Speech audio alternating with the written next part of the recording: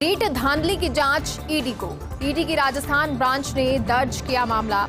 Paper leak मामले में money laundering act में दर्ज किया है केस और जल्द ही सभी आरोपियों को समन जारी कर सकती है, पूछताछ हो सकती है। फिलहाल रीट मामले की जांच कर रही है एसओजी और एसओजी अब तक 48 लोगों को गिरफ्तार कर चुकी है। किरोड़ी लाल मीणा ने 10 फरवरी को ईडी को दिए थे सबूत। ईडी की एंट्री आगामी विधानसभा चुनाव से पहले मुद्दा बन सकता है। तो ईडी की एंट्री होती है और ईडी की एंट्री से ये आने वाले समय जो विधानसभा चुनाव है उसमें ये मुद्दा बन सकता है। रीट धांधली की जांच ईडी को। ईडी की राजस्थान ब्रांच ने मामला दर्ज कर लिया है। पेपर लीक मामले में मनी लॉन्ड्रिंग एक्ट में ये मामला दर्ज किया गया है। जल्द ही सभी आरोपियों को समन जारी कर हो सकती है पूछताछ। और फिलहाल रीट मामले की जांच कर रही एसओजी और एसओजी अब तक 48 लोगों को गिरफ्तार कर चुकी है। किरोड़ी लाल मीणा ने 10 फरवरी को ईडी को दिए थे सबूत। ईडी की एंट्री आगामी विधानसभा चुनाव से पहले मुद्दा बन सकता है।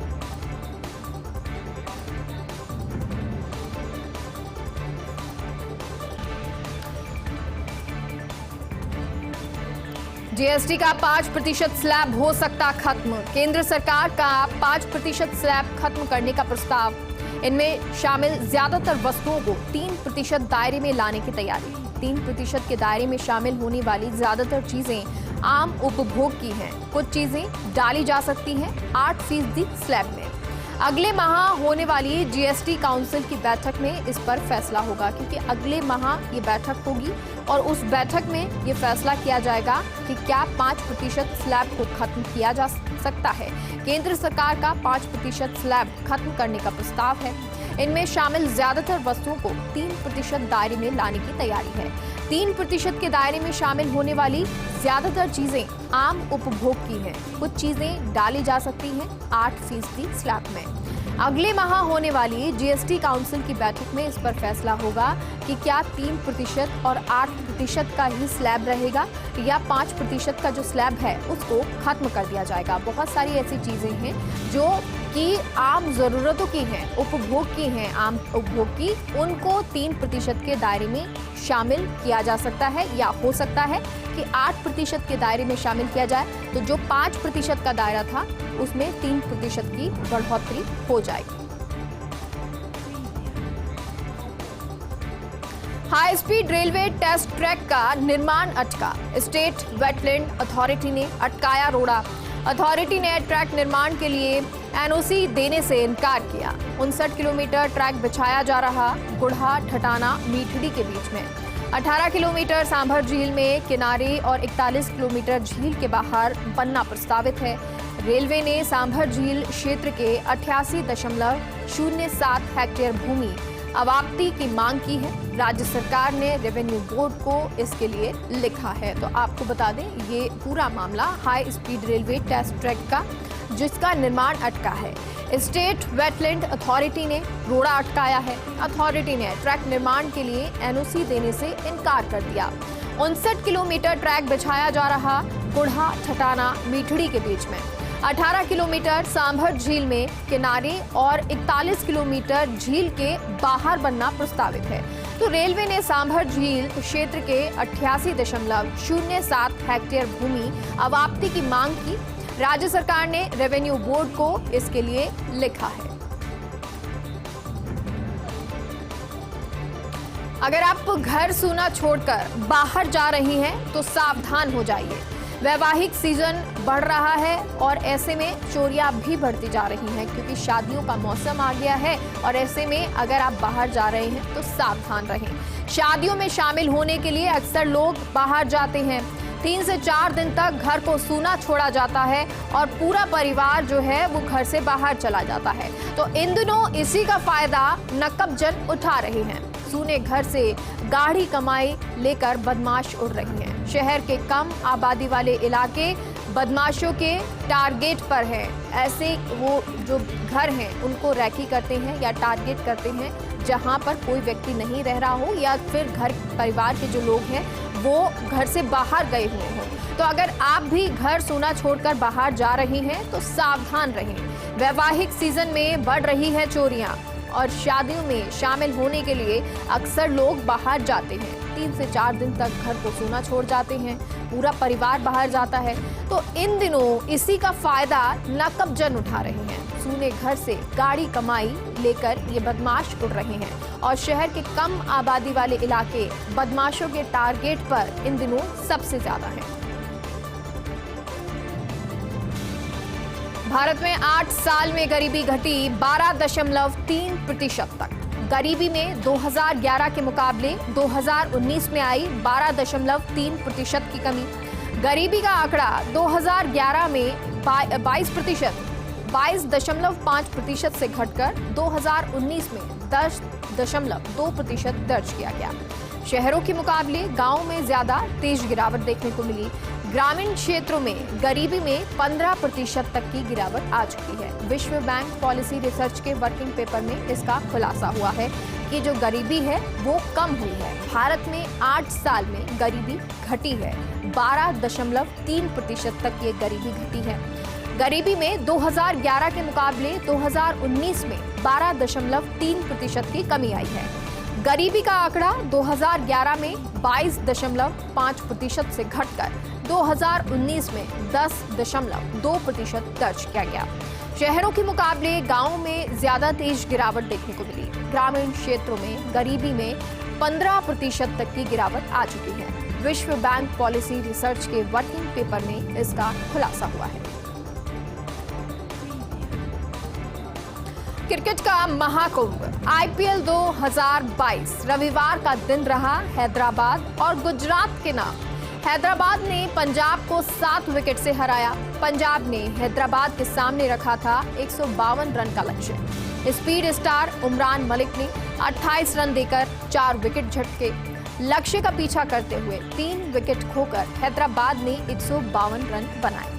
दूसरे मुकाबले में गुजरात ने चेन्नई पर 3 विकेट से रोमांचक जीत दर्ज की है। डेविड मिलर की 51 गेंदों में 94 रन की धुआंधार पारी की बदौलत लक्ष्य तक पहुंची है गुजरात। और आज शाम 7:30 बजे राजस्थान बनाम कोलकाता के बीच मैच। तो आपको बता दें, आईपीएल चल रहा है, खेल का महोत्सव है, ये क्रिकेट का महाकुंभ है। और ऐसे में आईपीएल 2022 रविवार का दिन हैदराबाद और गुजरात के नाम रहा। हैदराबाद ने गुजरात को 7 विकेट से हराया। पंजाब ने हैदराबाद के सामने रखा था 152 रन का लक्ष्य। स्पीड स्टार उमरान मलिक ने 28 रन देकर झटके 4 विकेट। लक्ष्य का पीछा करते हुए 3 विकेट खोकर हैदराबाद ने बनाए 152 रन। दूसरे मुकाबले में गुजरात ने चेन्नई पर 3 विकेट से रोमांचक जीत दर्ज की। डेविड मिलर की 51 गेंदों में 94 रन की धुआंधार पारी की बदौलत लक्ष्य तक ये गुजरात की टीम पहुंची। और आज शाम की बात करें तो 7:30 बजे राजस्थान बनाम कोलकाता के बीच मैच है। रूस यूक्रेन युद्ध के बीच बदलते हालात। पहले देश छोड़ चुके यूक्रेनी अब लौट रहे हैं वतन। रोज 30,000 से ज्यादा लोग लौट रहे हैं घर पर। अब तक बॉर्डर या पड़ोसी देशों में ये लोग शरण ले रहे थे। सबसे ज्यादा यूक्रेनी लौट रहे अभी राजधानी कीव में। और लोग शरणार्थी बनने के बजाय देश में ही जीवन का संघर्ष करना चाहते हैं, क्योंकि पहले ये शरणार्थी बन रहे थे, अलग अलग जगह पर बॉर्डर एरिया में जा रहे थे, दूसरे देशों में शरण ले रहे थे। लेकिन अब रूस यूक्रेन युद्ध के बीच बदलते हुए हालात नजर आ रहे हैं। पहले देश छोड़ चुके यूक्रेनी अब दोबारा वतन वापस लौट रहे हैं। रोज 30,000 से ज्यादा लोग वतन लौट रहे हैं, अपने घर लौट रहे हैं। अब तक बॉर्डर या पड़ोसी देशों में शरण ले रहे थे। सबसे ज्यादा यूक्रेनी लौट रहे अभी राजधानी कीव में।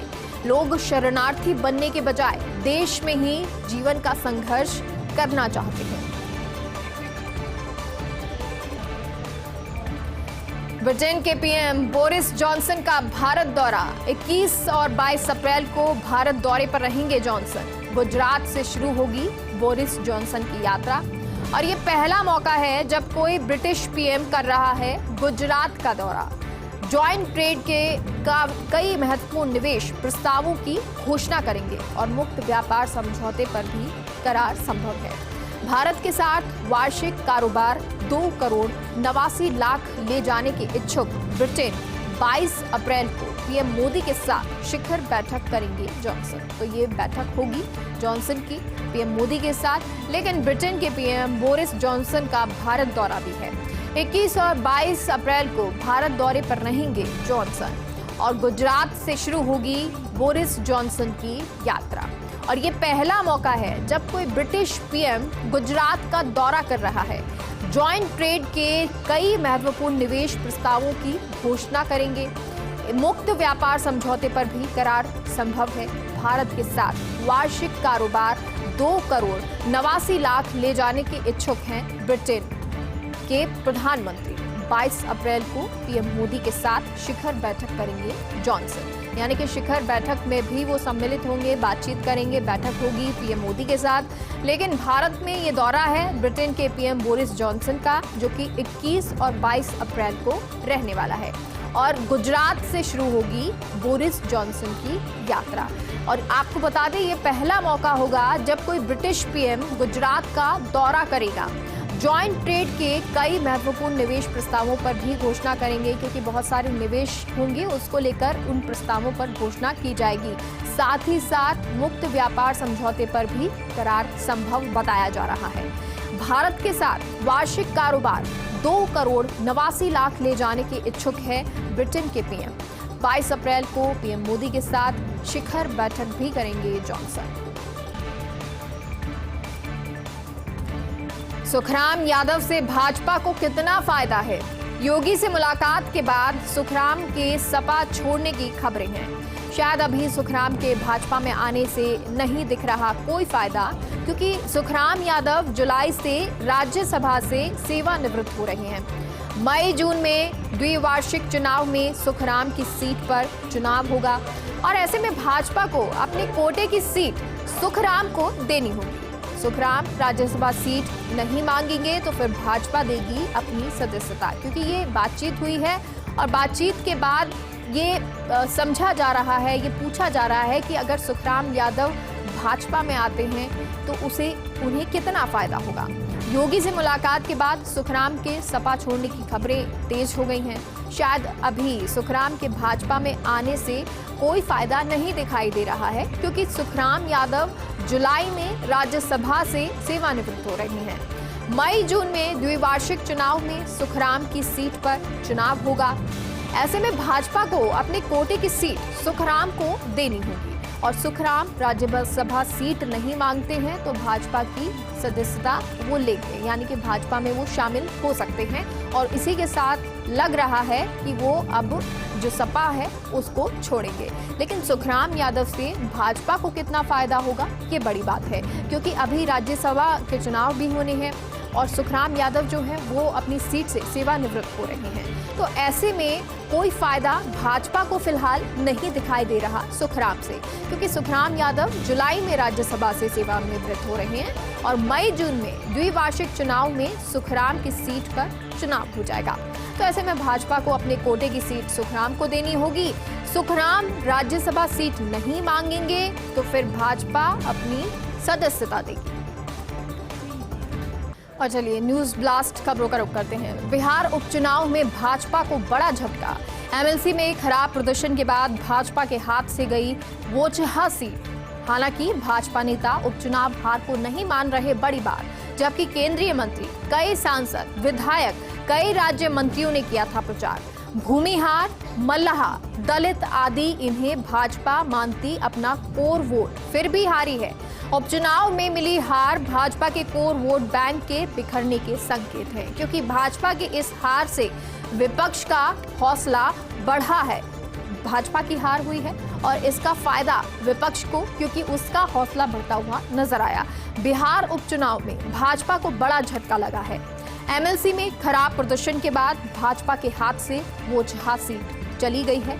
हालांकि भाजपा नेता उपचुनाव हार को बड़ी बात नहीं मान रहे हैं, जबकि केंद्रीय मंत्री, कई सांसद, विधायक, कई राज्य मंत्रियों ने कई बार प्रचार के लिए वो वहां पहुंचे थे, प्रचार किया था।